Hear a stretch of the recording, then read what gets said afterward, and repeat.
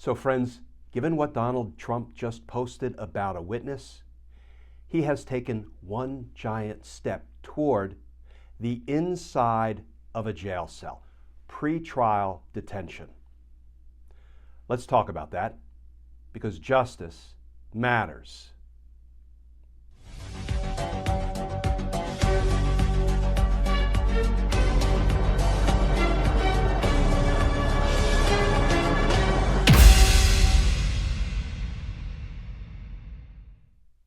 Hey all, Glenn Kirshner here.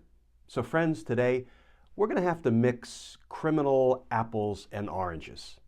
We're going to have to mix Donald Trump's federal criminal cases with his state criminal case, about to be cases, once the Georgia indictment drops. And when we do that, the picture is going to emerge of Donald Trump walking ever closer to the inside of a jail cell, to having a judge order him into pretrial detention. So we're going to connect some dots and we're going to see the picture that emerges. But let's start with the new reporting, this from Axios. Headline, Trump tells Georgia witness not to testify. That article begins, former President Trump on Monday appeared to warn former Georgia Lieutenant Governor Jeff Duncan against testifying before the Fulton County grand jury in the state's 2020 election probe. And here is part of Trump's post, quote, I am reading reports that failed former Lieutenant Governor of Georgia Jeff Duncan will be testifying before the Fulton County grand jury. Trump wrote on his Truth Social account on Monday, quote, he shouldn't. I barely know him, but he was, right from the beginning of this witch hunt, a nasty disaster for those looking into the election fraud that took place in Georgia. Okay, friends, so that reporting was about Donald Trump's witness intimidation in his state case down in Georgia. But now we're going to connect some dots and watch how these dots sort of lead Donald Trump to a jail cell, to being ordered into pretrial detention in his federal case. At his arraignment hearing, which I attended in federal court in Washington, D.C., my ears perked up when the magistrate judge told Donald Trump what the most important condition of his pretrial release was. Here is from that transcript. Quote, your most important condition of release, sir, is that you not commit a state, federal, or local crime while on release. If you were to do so, a warrant may be issued for your arrest, your conditions of release may be revoked, and you may be held pending trial in this case.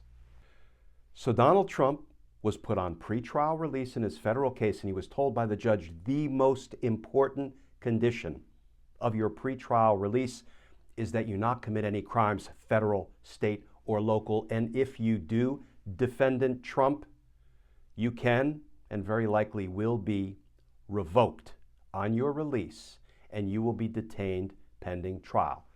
Do you understand? And after Donald Trump was put on notice by the judge of the consequences of violating conditions of his pretrial release, what did he just post? Let's look at it again. I am reading reports that failed former Lieutenant Governor of Georgia Jeff Duncan will be testifying before the Fulton County grand jury. He shouldn't. So what Donald Trump just did there, when he posted that a witness who was about to testify before the Fulton County, Georgia grand jury about, among other things, Donald Trump's suspected election crimes, he told that witness not to testify. He named him. He said he knew he was going into the grand jury, and he said he shouldn't. He should not testify. You know what that is, friends? That's a little something that the Georgia state law refers to as influencing a witness. And it's a crime. It's a felony, punishable by not less than 2 years in prison and not more than 10 years in prison. So Donald Trump plainly, obviously, directly, and inarguably violated the conditions of his pretrial release in his federal case in Washington, D.C. by committing a Georgia state crime. And here is the beauty. Let's keep connecting these dots, friends. The beauty of that is District Attorney Fani Willis down in Fulton County, Georgia. She's in the final throes of presenting evidence to the grand jury, and we are expecting a Georgia State RICO indictment any day now. What she can do is present that evidence to the Georgia State grand jury and ask them to vote out a criminal charge for witness tampering, interfering with a witness. And once he is indicted, assuming the grand jury believes there's enough evidence to indict him for that charge, and trust me, there is. Once he's indicted, do you know what that indictment can and should form the basis of? His revocation on pretrial release in his case in Washington, D.C., and that should result in him being detained pending trial. Listen, this is the integrity of the criminal justice system 101.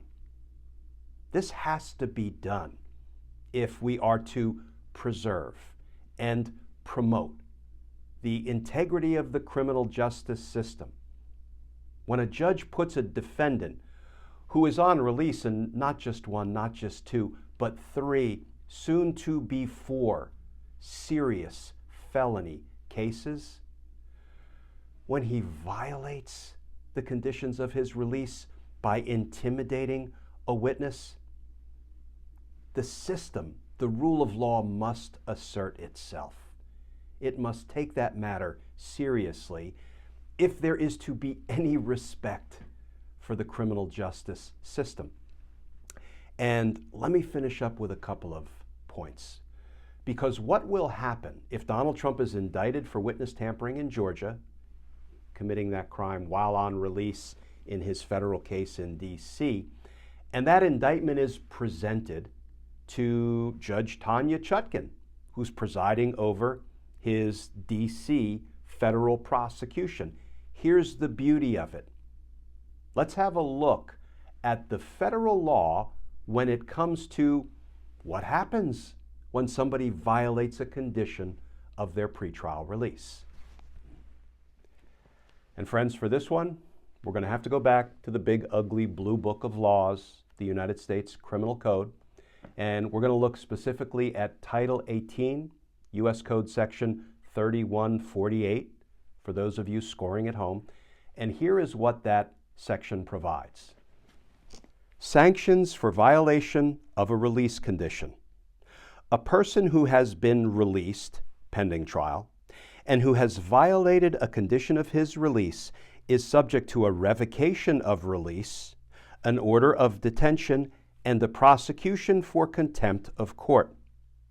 The judicial officer shall enter an order of revocation and detention if, after a hearing, the judicial officer finds that there is probable cause to believe that the person has committed a federal, state, or local crime while on release.